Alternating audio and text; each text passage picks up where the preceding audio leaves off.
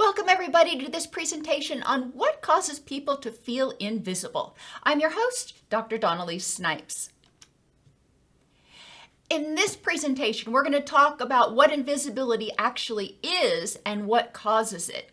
In part 2, I'm going to discuss tips to stop feeling invisible. So when somebody says, I feel invisible, what does that mean? It means different things to different people. And in order to address it, you're going to have to kind of understand what it means for you. Does it mean that your thoughts and feelings don't matter?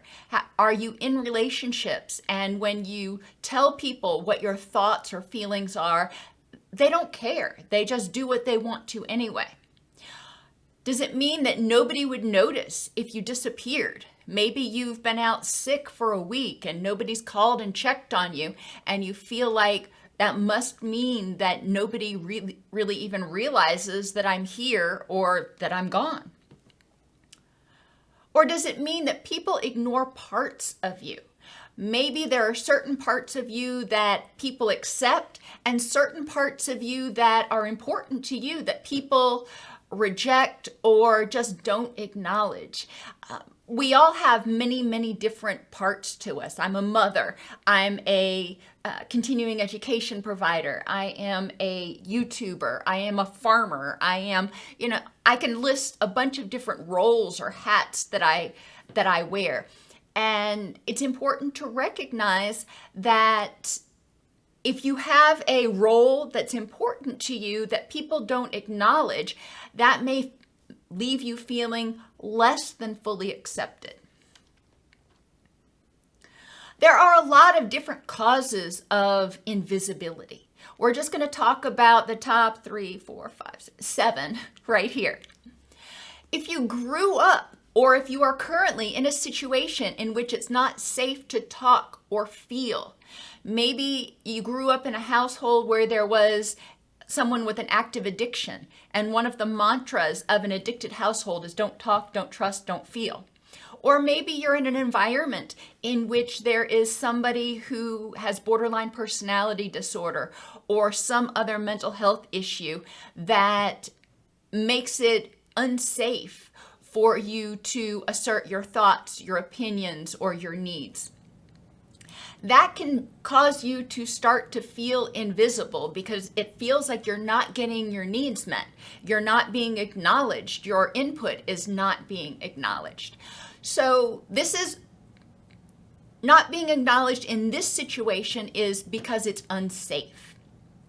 Another situation that can cause invisibility is growing up or actively being in a situation in which caregivers or significant others are emotionally unavailable. It may not be that they don't want to pay attention to your feelings, your thoughts, your wants, your needs, that kind of stuff.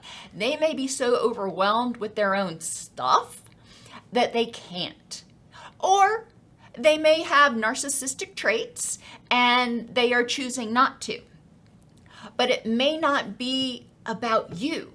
It may be more about their dysfunction or their mental health issues or even their physical health issues. Sometimes people can be in the same room and completely emotionally distant. And it's important to recognize that. If you're in one of those situations, especially as a child, children think dichotomously. So a lot of times if their caregivers aren't paying attention to them, or if they are communicating, hey, I need you, and the caregiver's just like, I just can't, go play, go be quiet, whatever, then the child may learn or develop a schema that says, my thoughts and wants and needs are not important. So that's not abusive, that's not actively abusing the child, but that's very neglectful. So it's failing to meet the needs of the child or the person. Another cause of invisibility is just a lack of assertiveness. Assertiveness is not a skill we are born with. It's something that we have to learn. We learn assertiveness through our secure attachments, through our early relationships, through modeling. And if you don't have a model for assertiveness, you may never learn it. Assertiveness means my thoughts, wants, and needs are equally as valid as your thoughts, wants, and needs. Not more so, not less so. A lot of people who feel invisible feel like their thoughts, wants, and needs are less important than other people's, so they won't communicate them. Or if they do communicate them, they communicate them tentatively, like, well, kind of, maybe, if you don't mind, I think this might be. There's lots of hedging, and it's very sheepish in its presentation. And this could be just they don't have the skills to be assertive. They're not sure how to do it in a way that wouldn't be offensive. Some people may have assertiveness skills that aren't finely tuned, or they may not use their assertiveness skills because they're afraid of rejection. Think about situations where you have asserted your thoughts, your wants, your needs, your opinions, and people have disagreed. Okay. Some people don't disagree appropriately, if you will, and it may feel very aggressive. It may feel scary.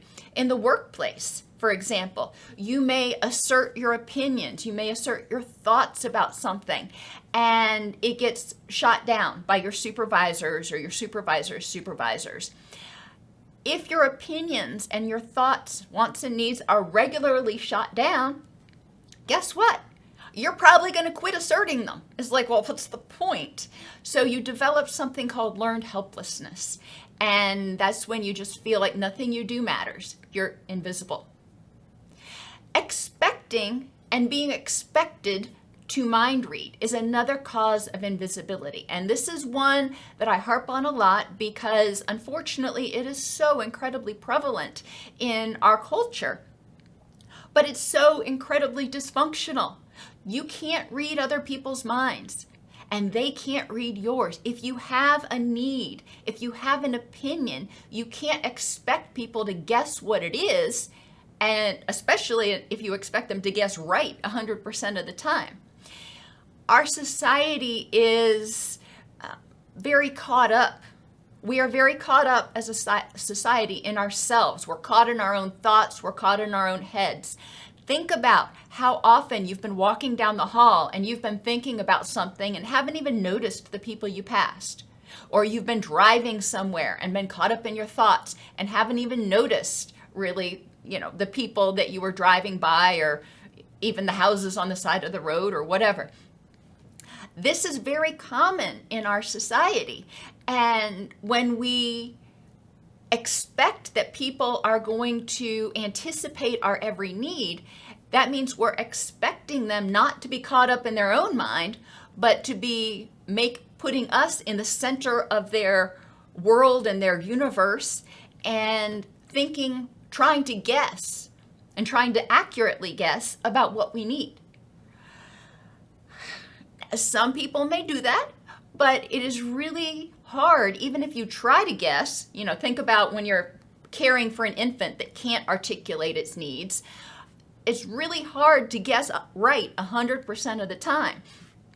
And as adults, or even adolescents, we start expecting our peers, other adolescents, other adults, to be able to articulate their thoughts, wants, and needs so we don't have to guess. Expecting people to read your mind is going to leave you feeling invisible because they're so caught up in their own thoughts and stuff, they're probably not going to. It's not about you, it's about them. It's about what they're thinking about. And being expected to mind read is also another problem because you're probably, even if you are focused on somebody, you're probably going to have difficulty reading other people's minds. Discrimination. This was the only word I could really find, but it goes to that thing that I was talking about earlier. If people don't accept a certain part of you, they overlook it or they look past it. That's not accepting me for me. That is accepting part of me, not all of me. And that can cause a person to feel partially invisible. And I want you to think about some of those science fiction movies that have referred to invisibility. And sometimes part of the person is visible and other parts are invisible, but they don't feel whole. And unless we are accepted for all of us, we're not going to feel whole. A lack of self-awareness can lead to invisibility. And what do I mean by this? If you don't know what your thoughts, wants, and needs are, if you're not self-aware, if you're not mindful of what needs you need to have met, then how do you expect anybody else to be aware of those? If you're not aware of your thoughts, wants, and needs, you can't communicate your thoughts, wants, and needs. If you can't communicate them, you can't expect people to meet them. Therefore, you may feel unloved or invisible, but not be able to really explain why, what you want to have happen differently, and not be able to articulate it to other people. So you end up feeling invisible because people don't know how to help you feel visible. And finally, physical or mental illness causing withdrawal. If you have had a physical or mental illness that has caused you to turn down invitations to go out, invitations to exercise, invitations to dinner, invitations to movies, whatever, then at a certain point, people are going to quit asking. If they've asked you and asked you and asked you and you've never said yes, they're going to quit asking. If they always have to call you and you never reach out to them, they may not think to call you. You know, they may need a little bit of prodding. So some places will call this coming out of hiding. But what I want you to recognize is you have basically, if you've turned down their invitations, even with a great reason, if you've repeatedly done it, basically you've punished them. They're reaching out.